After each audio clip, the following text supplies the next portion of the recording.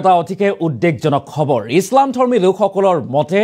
জীৱনত এবাৰ হলেও মক্কালৈ যাব লাগে হজ যাত্ৰা কৰিব লাগে আৰু তেতিয়া জীৱনে পূৰ্ণতা লাভ কৰে সাৰ্থকতা লাভ কৰে আৰু সেই উদ্দেশ্যে ইছলাম ধৰ্মী লোকসকলে বছৰে দেশৰ বিভিন্ন প্ৰান্তৰ পৰা লাখ লাখ মুছলমান লোকে হজ যাত্ৰা কৰে বা মক্কালৈ যায় কিন্তু এতিয়া মক্কাত মৃত্যুৰ কিৰিলি গৰমৰ বাবে মৃত্যু হৈছে এতিয়া হজযাত্ৰীৰ দৈনিক শ হজযাত্ৰীৰ প্ৰাণ হেৰুৱাইছে আৰু সমান্তৰালভাৱে তথ্য অনুসৰি বৰ্তমান পৰ্যন্ত 1300ৰো অধিক হজযাত্ৰীৰ মৃত্যু হোৱা তথ্য আহি পৰিছে গৰমৰ বাবে একমাত্ৰ গৰমৰ বাবে এনেদৰে এটা মৃত্যুৰ কিৰিলিত পৰিণত হৈছে মক্কা আমি সবিস্তাৰে খবৰটো লৈ অহাৰ চেষ্টা কৰিম সৌদি আৰবত হজযাত্ৰীৰ মাজত এতিয়া মৃত্যুৰ কিৰিলি আৰু দিনক দিনে বৃদ্ধি পাইছে হজযাত্ৰীৰ মৃত্যুৰ সংখ্যা মৃতকৰ সংখ্যা বৃদ্ধি পোৱা দেখিবলৈ পোৱা গৈছে গৰম সহ্য কৰিব নোৱাৰি মক্কাত এই পৰ্যন্ত মৃত্যু হৈছে 1301 গৰাকী হজযাত্ৰীৰ সৌদি আৰবত অত্যধিক গৰমৰ বাবে মৃত্যুক আকোৱালি লৈছে হজযাত্ৰীয়ে উল্লেখ্য যে মক্কালৈ যোৱা 100% যাত্ৰীৰ 83% যাত্ৰীয়ে পঞ্জীয়নহীন আৰু ফলত চৰকাৰী সুবিধাৰ পৰা বঞ্চিত হৈ বাটে পথে দিন ৰাতি কটাবলগীয়া হৈছে হজযাত্ৰীসকলে আৰু গৰমৰ ফলত এনেদৰে মৃত্যু হৈছে মক্কাত এই বছৰৰ তাপমাত্ৰা 51.8 ডিগ্ৰী সেলসিয়াছ পৰ্যন্ত বৃদ্ধি পাইছে আৰু 16 জুনত সৰ্বাধিক হজযাত্ৰীৰ মৃত্যু হোৱাৰ তথ্য আহিছিল 16 জুনত সৰ্বাধিক হজযাত্ৰীৰ মৃত্যু হৈছিল কিয়নো নামাজ আদায় কৰাৰ পাছত ছয়টানক শিলগুটি নিক্ষেপ অনুষ্ঠানত অংশ লৈছিল হজযাত্ৰীয়ে আৰু সেই দিনা আছিল প্ৰচণ্ড গৰম উৎকট গৰম আৰু ছয়টানলৈ শিলগুটি নিক্ষেপ কৰিয়ে গৰম সহ্য কৰিব নোৱাৰি মৃত্যু হৈছিল বহু লোকৰ আৰু মৃতকৰ ভিতৰত কেইবাগৰাকীৰ বৃদ্ধ তথা দীৰ্ঘদিনীয়া অসুস্থ ব্যক্তিও আছিল বুলি জানিব পৰা গৈছে আৰু এই বছৰ সৌদি আৰবৰ মক্কালৈ 18 লাখ হজ যাত্ৰীয়ে যাত্ৰা কৰিছে আৰু তাৰে 16 লাখে দেশৰ বিশ্বৰ বিভিন্ন প্ৰান্তৰ পৰা অৰ্থাৎ বিদেশৰ পৰা মক্কা ভ্ৰমণলৈ গৈছে আৰু অহা বছৰ জুন মাহৰ আগতে হজ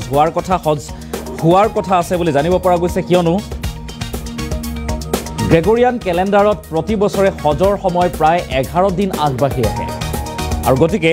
জুন মাহৰ আগতে হয়তো হজ হ'ব পাৰে যাৰ বাবে আহিবলগীয়া বৰ্ষত গৰমৰ বাবে হজ যাত্ৰীৰ মৃত্যু কমিব বুলি এতিয়া আশা কৰা হৈছে আৰু এই বৰ্ষত ইজিপ্তৰ সৰ্বাধিক 658 গৰাকী হজ যাত্ৰীৰ মৃত্যু হৈছে আৰু মৃত 658 গৰাকীৰ 630 গৰাকীয়ে পঞ্জীয়ন নকৰাকৈ যাত্ৰা কৰিছিল মক্কালৈ আৰু ভাৰতৰ লগতে অসমৰ কেইবাগৰাকী হজযাত্ৰীয়ে প্ৰাণ হেৰুৱাইছে এতিয়া মক্কাত পুনৰবাৰ উল্লেখ কৰিছে এটা অতিকে দুখৰ খবৰ যে সৌদি আৰবত হজযাত্ৰীৰ মাজত এতিয়া মৃত্যুৰ কিৰিলি দিনক দিনে বৃদ্ধি পাইছে মৃতকৰ সংখ্যা গৰমৰ বাবে মক্কাত বা সৌদি আৰবত গৰম সহ্য কৰিব নোৱাৰি এনেদৰে এতিয়া মৃত্যু হৈছে বহু হজযাত্ৰীৰ আৰু অসমৰ পৰাও কেইবাগৰাকী হজযাত্ৰীয়ে উৰা মাৰিছিল মক্কা মদিনালৈ আৰু তাৰ পাছতেই মিনাৰতো অংশগ্ৰহণ কৰিছিল ছয়টানক শিলগুটি নিক্ষেপ কৰা অনুষ্ঠানতো অংশগ্ৰহণ কৰিছিল আৰু অসমৰো কেইবাগৰাকী হজযাত্ৰীয়ে প্ৰাণ হেৰুৱাইছে আৰু লগতে দেখিবলৈ পোৱা গৈছে বিশ্বৰ বিভিন্ন প্ৰান্তৰ পৰা অহা হজযাত্ৰীৰ মাজত এতিয়া মৃত্যুৰ কিৰিলি আৰু সৌদি আৰব প্ৰশাসনে যিমান পাৰে সকলোকে ব্যৱস্থা গ্ৰহণ কৰাৰ চেষ্টা কৰিছে যদিও সৌদি আৰব প্ৰশাসন বা চৰকাৰ এতিয়া ব্যৰ্থ হোৱা পৰিলক্ষিত হৈছে লাখ লাখ হজযাত্ৰী আৰু তাৰে ভিতৰত বহু হজযাত্ৰীয়ে পঞ্জীয়ন নকৰাকৈ যিহেতু যাত্ৰা কৰিছিল গতিকে এই সকল হজযাত্ৰীয়ে চৰকাৰী সুবিধাৰ পৰা যেনে ধৰক চিকিৎসা থকা খোৱাৰ ব্যৱস্থা ইত্যাদিৰ পৰা বঞ্চিত হৈছে গতিকে বঞ্চিত হোৱাৰ পৰিপ্ৰেক্ষিতত সৌদি আৰবৰ মক্কাৰ মদিনাৰ বিভিন্ন স্থানৰ বাটে পথে এনেদৰে দিন কটাবলগীয়া হৈছে দিন অতিবাহিত কৰিবলগীয়া হৈছে ইছলাম ধৰ্মী লোকসকলে যিসকলে পঞ্জীয়ন নকৰাকৈ গৈছিল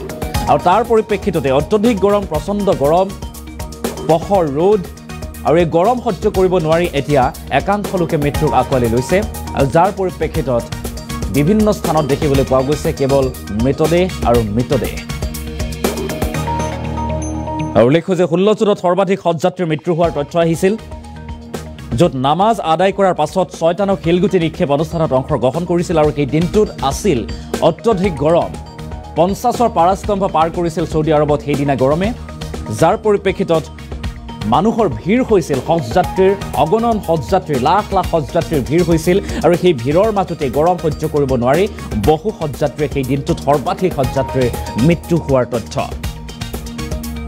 আৰু গৰম সহ্য কৰিব নোৱাৰি এই পৰ্যন্ত মক্কাত মৃত্যু হৈছে 1301 এগৰাকী হজযাত্ৰীৰ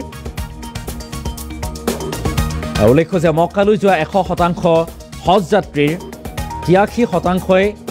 পঞ্জীয়ন কৰা নাছিল আৰু ফলত চৰকাৰী সুবিধাৰ পৰা বঞ্চিত হৈ বাটে পথে দিন ৰাতি কটাবলগীয়া হৈছে হজযাত্ৰীসকলে আৰু মক্কাত এই বছৰৰ তাপমাত্ৰা 51.8 ডিগ্ৰী চেলছিয়াছ পৰ্যন্ত বৃদ্ধি পাইছে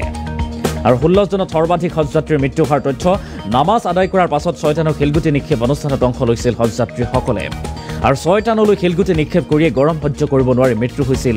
বহু লোকৰ আৰু মৃতকৰ ভিতৰত কেইবাগৰাকীও বৃদ্ধ তথা দীৰ্ঘদিনীয়া অসুস্থ ব্যক্তিও আছিল